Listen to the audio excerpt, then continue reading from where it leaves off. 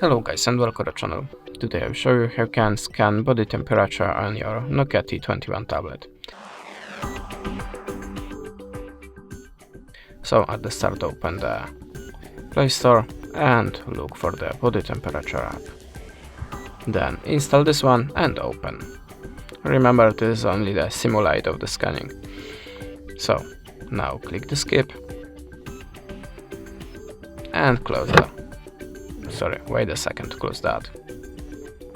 Now go to the simulation, and if you want to start the scanning process, just hold your finger in this place.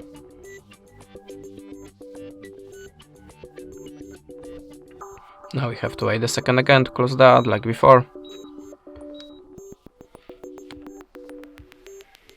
And how you can see, this is my result. If you want to save it, just click on this button and confirm it by the save.